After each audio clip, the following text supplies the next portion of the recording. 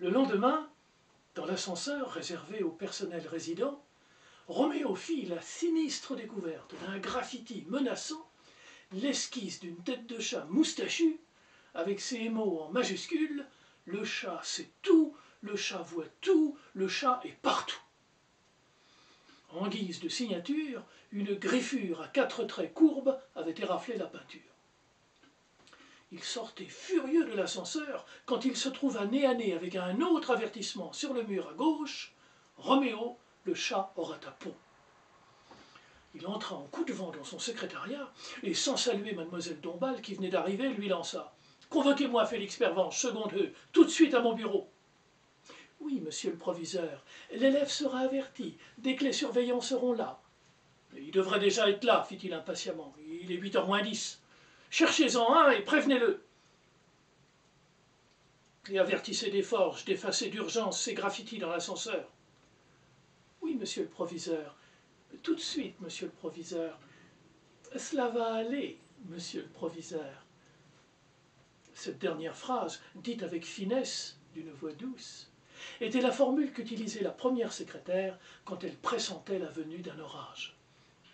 Elle visait à calmer les nerfs à vif de son chef et à ménager son humeur dépressive en affirmant que la journée se passerait bien. Elle trouva Pablo, un jeune Portugais qui mettait en ordre son bureau dans la salle de Régine Putois, et l'envoya aussitôt à la recherche de Félix. La sonnerie venait de retentir quand il atteignit la salle 220 au 2e étage. La classe était devant la porte, prête à rentrer en cours d'anglais, à l'arrivée de Madame Simone Etourneau, surnommée En voiture Simone en raison de son addiction aux sorties théâtrales en autocar. Il aborda un garçon qui mâchait nonchalamment du chewing-gum adossé au mur.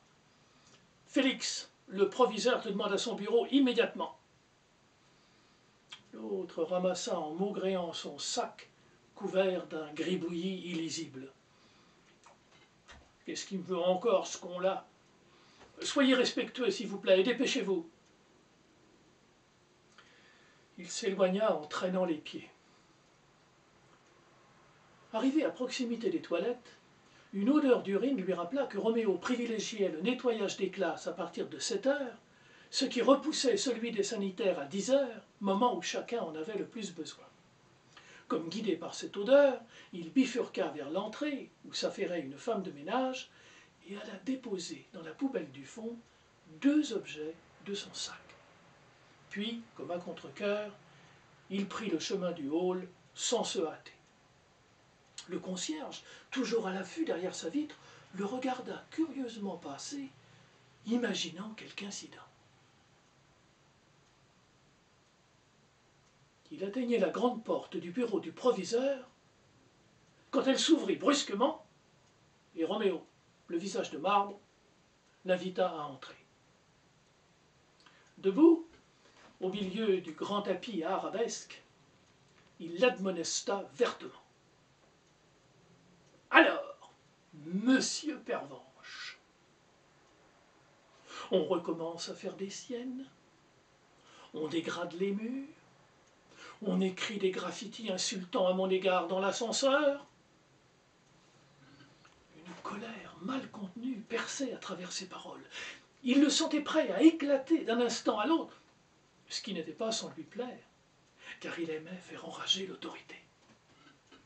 Il ouvrit de grands yeux, avec la feinte surprise d'un garnement dès longtemps exercé à esquiver les remontrances sous le masque de l'innocence. « Moi, monsieur ? Mais j'ai rien fait, monsieur, je vous jure. » Roméo le toisa comme un boxeur, mesurant l'envergure de l'adversaire qu'il se prépare à mettre KO. « Ah, tu n'as rien fait, hein ? Viens avec moi !» Et il l'entraîna vers l'ascenseur, où il lui montra les signes du passage du chat. « Et ça, c'est pas toi qui l'as fait, peut-être ?» Sa voix se faisait plus menaçante. « Non, monsieur, c'est pour moi. Je fais pas de graffiti. »« Ah non ? Et ça, c'est pas toi non plus qui l'a fait ?» Et il lui montra l'écriture sur son sac. « Oh, ça oui, monsieur. Pour décorer. » Mais vous voyez bien, j'écris jamais en majuscule. Ne joue pas au plus malin avec moi. Ouvre-moi ce sac. Il étala sur le sol ses cahiers et ses livres, dont celui d'anglais, voici, s'était orné d'un décor baroque tracé à la plume, sa trousse de toile noire de dessins et de numéros de téléphone, des gommes et des crayons, un effaceur, une règle en fer qu'il laissait tomber à des moments choisis des cours, un téléphone portable bleu, cadeau d'anniversaire de sa mère, des tablettes de chewing-gum, des porte-clés, un tube de rouge à lèvres, offert par une admiratrice, une fausse moustache dont les poils rigides s'évasaient en éventail. Roméo s'en empara. « Et ça, fit-il triomphalement, c'est pas ton chat favori, peut-être ?»« Oh, ça, monsieur, c'est pas méchant, » rétorqua l'autre sans se démonter. « C'est pour faire marrer les copains. » « Je suis pas le seul à rigoler. Il y en a qui ont des faux nez, des faux dentiers, des fausses lunettes. » Roméo l'interrompit brutalement. « Ça suffit !»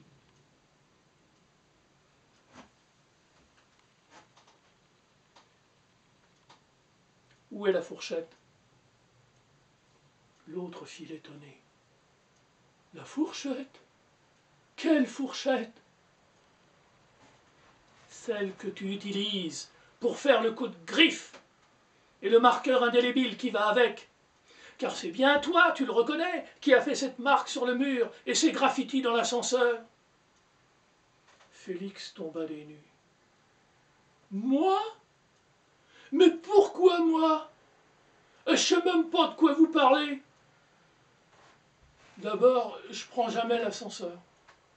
Ça me donne le vertige et je vais plus vite à pied. »